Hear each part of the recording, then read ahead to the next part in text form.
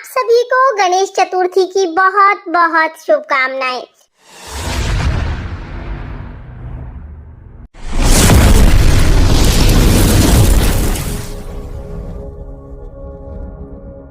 आज की वीडियो में मैं आपको गणेश चतुर्थी पर गणेश जी की स्थापना और पूजा की बहुत ही सरल विधि बताऊंगी। फ्रेंड्स, गणेश चतुर्थी के दिन भगवान गणेश की स्थापना की जाती है। कुछ लोग एक दिन के लिए स्थापना करते हैं, कुछ लोग 3 दिन, 5 दिन, 7 दिन या 10 दिन के लिए गणेश जी की स्थापना करते हैं। तो चाहे आप कितने दिन के लिए भी स्थापना कर रहे हो, स्थापना की विधि और पूजा की विधि यही रहेगी। तो चलिए अब हम गणेश जी के स्थापना और पूजा की विधि देख लेते हैं। तो गणेश जी की स्थापना करने के लिए सबसे पहले तो आप एक चौकी लगा लीजिए और उस पर लाल रंग का वस्त्र बिछा लीजिए। इसके साथ ही आप चौकी को अपने मन के मुताबिक बहुत ही सुंदर सा सजा लीजिए। उसके बाद देखिए हमें चावल चाहिए होंगे, तो चावल यानी कि अक्षत का आसन हम देंगे और उस पर हम गणेश जी को विराजमान करेंगे। पर विराजमान करने के बाद अब हमें गणेश जी को बिल्कुल भी नहीं हिलाना है। जितने दिन की भी आपने स्थापना की है, गणेश जी यहीं पर विराजमान रहेंगे। उसके साथ ही देखिए हमें एक छोटे गणेश जी लेने हैं, जिसकी पूजा आप डेली अपने मंदिर में करते हैं, यानी मंदिर में जो आपके गणेश जी की मूर्ति है उनको भी आपको साथ में ही विराजमान करना है। तो यहाँ पर हमने चावल का आसन देकर छोटे गणेश जी को भी विराजमान कर दिया है। इसके बाद देखिए हमें गणेश जी के साथ साथ रिद्धि और सीधी माता को भी विराजमान करना है। तो यहाँ पर गणेश जी के दोनों तरफ हम देखिए सुपारी से रिद्धि सीधी माता को विराजमान करेंगे। तो यहाँ पर हमने 2 सुपारी ली है, एक रिद्धि माता के रूप में विराजमान की है और एक सीधी माता के रूप में विराजमान की है। इसके बाद हमें कलश की स्थापना करनी है। तो देखिए कलश की स्थापना हमें गणेश जी के राइट हैंड की तरफ करनी है। आप ये ध्यान रखना तो कि जो गणेश जी की मूर्ति या विग्रह जो है उनके राइट हैंड की तरफ हमें कलश की स्थापना करनी है। पहले थोड़े चावल हमने रख लिए हैं, उसके बाद हम कलश लेंगे। कलश में थोड़ा सा पहले गंगा जल डालेंगे और फिर उसमें हम शुद्ध जल डाल देंगे, यानी शुद्ध जल से हम इसको कंठ तक भर लेंगे। और आप यहाँ पर तांबे या पीतल का कलश ले सकते हैं या मिट्टी का ले सकते हैं। स्टील का कलश हमें नहीं लेना है, तांबे, पीतल या मिट्टी का ही कलश लेना है। कलश के कंठ पर आप मोली बांध लीजिएगा। इसके थोड़ी सी हम हल्दी डाल देंगे। उसके बाद हम एक सुपारी डालेंगे। तो यहाँ पर मैंने सुपारी ली है, हम सुपारी डाल देंगे। साथ ही हम एक सिक्का डाल देंगे। इसके साथ ही हम कुछ चावल डालेंगे। चावल साबुत होने चाहिए, टूटे हुए नहीं होने चाहिए। और साथ ही हम थोड़ी सी दुर्वा घास डाल देंगे।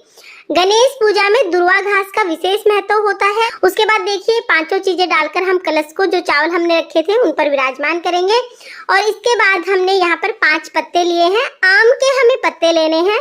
आप 5, 7, 9 पत्ते ले सकते हैं। पत्तों पर हमने तिलक कर दिया है और अब हम इनको कलश में सजा देंगे। तो देखिए ये हमने पत्ते कलश में सजा दिए हैं।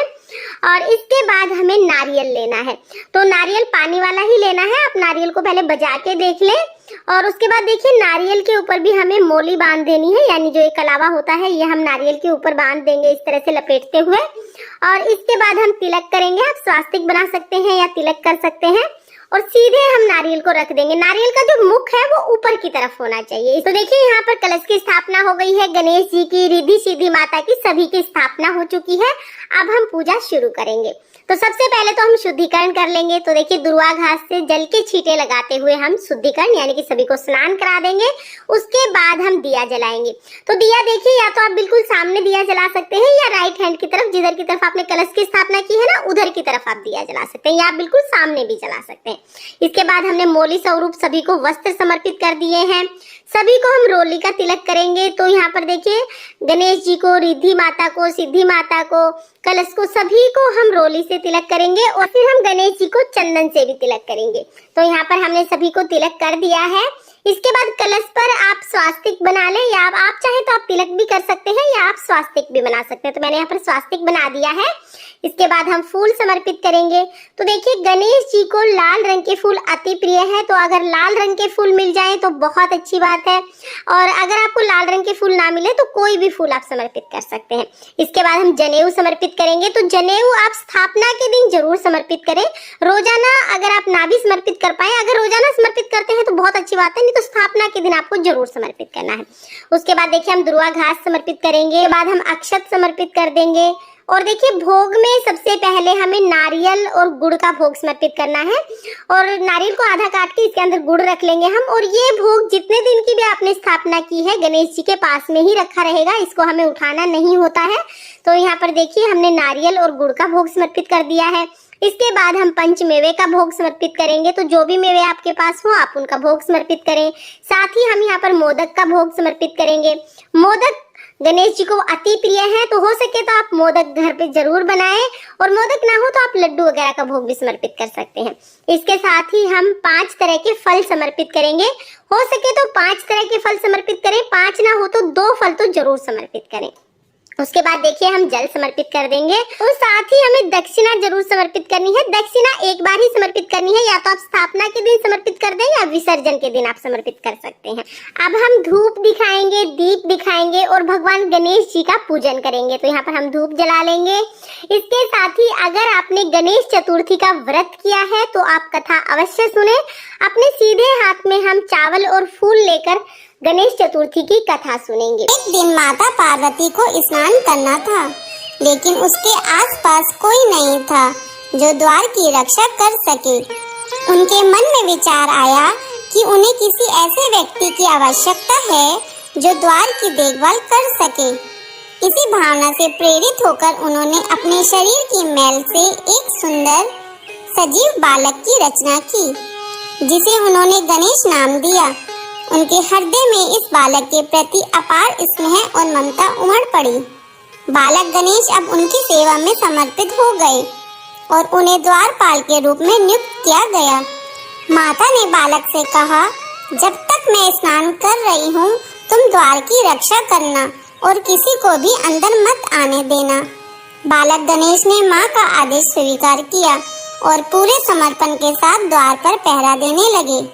कुछ समय बाद भगवान शिव वहां पहुंचे और जैसे ही उन्होंने प्रवेश करने की कोशिश की, गणेश ने उनके रास्ते को रोक दिया। भगवान शिव ने गणेश को समझाने की कोशिश की कि वह उनके पिता हैं और उन्हें अंदर जाने देना चाहिए, लेकिन गणेश माता पार्वती के आदेश के प्रति इतने निष्ठावान थे कि उन्होंने अपने पिता तक को अंदर जाने से रोक दिया। यह बालक की निष्ठा और माता के प्रति प्रेम का प्रतीक था। शिव जी को यह देखकर आश्चर्य हुआ कि यह छोटा बालक उन्हें प्रवेश करने से रोक रहा है। गणेश की दृढ़ता ने शिव जी को क्रोधित कर दिया। उन्होंने कई बार गणेश को समझाने की कोशिश की, लेकिन गणेश अपने स्थान पर अडिग रहे। इसी बीच शिव गणों ने गणेश को हटाने का प्रयास किया, लेकिन गणेश माता के आशीर्वाद से इतनी शक्ति प्राप्त कर चुके थे कि शिव गण उनसे प्राप्त हो गए। आखिरकार शिव जी ने क्रोधवश अपने त्रिशूल से गणेश का सिर काट दिया। यह एक ऐसा क्षण था जिसे ब्रह्मांड में एक गहरा संकट उत्पन्न कर दिया। जब माता पार्वती ने स्नान के बाद देखा कि उनका पुत्र मृत पड़ा है, तो उनका हृदय फट गया। माता पार्वती के दुख और शोक से पूरी सृष्टि पर अंधकार छा गया।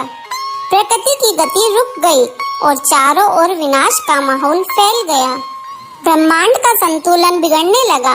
देवी के इस शोक से संसार का संतुलन बिगड़ने लगा और देवताओं को भी भय सताने लगा। वे सभी भगवान शिव के पास गए और उनसे बालक गणेश को पुनः जीवित करने की प्रार्थना की। भगवान ब्रह्मा ने एक उपाय सुझाया। उन्होंने कहा, धरती पर जाओ और जिस जीव का सिर सबसे पहले दिखे उसे ले आओ। उसी सिर को गणेश के धड़ पर लगाया जाएगा। तब भगवान शिव ने अपने गणों को इस कार्य के लिए भेजा। वे पृथ्वी पर खोज में निकले, लेकिन उन्हें कोई ऐसा जीव नहीं मिला जिसका सिर लिया जा सके। अंत में उन्हें एक हाथी का बच्चा मिला जिसकी माता की मृत्यु हो चुकी थी। गणों ने उस हाथी के सिर को लेकर भगवान शिव के पास लाया।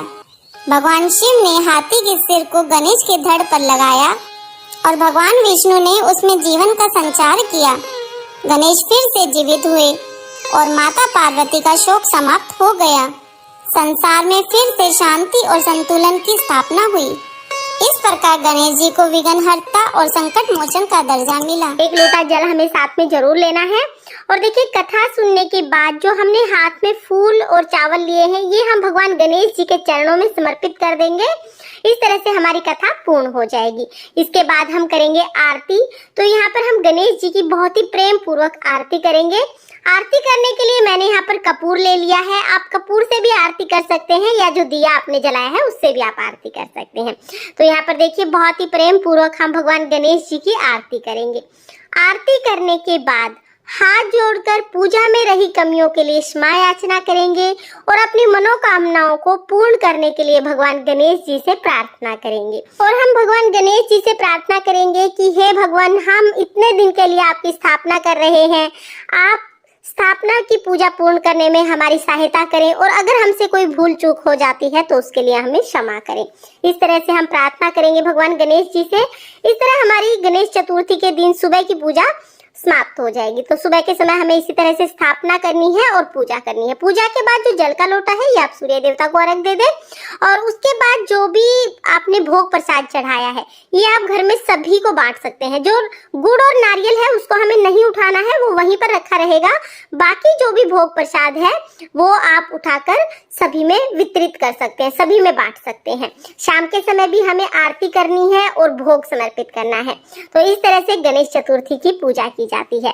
फ्रेंड्स, ये थी गणेश चतुर्थी की बहुत ही सरल स्थापना और पूजा विधि। गणेश चतुर्थी पर पूजा और स्थापना के लिए हमें क्या सामग्री चाहिए, पूरे 10 दिन तक भगवान गणेश जी की पूजा हमें कैसे करनी है, और अंत में विसर्जन कैसे करना है, चौकी कैसे उठानी है, इन सभी विषयों पर वीडियो चैनल पर आ चुकी है। तो संपूर्ण जानकारी के लिए आप सभी वीडियोस को जरूर देखें। और अगर ये वीडियो आपको पसंद आई हो, वीडियो आपके लिए यूजफुल हो, तो प्लीज वीडियो को लाइक करना और चैनल को सब्सक्राइब करना।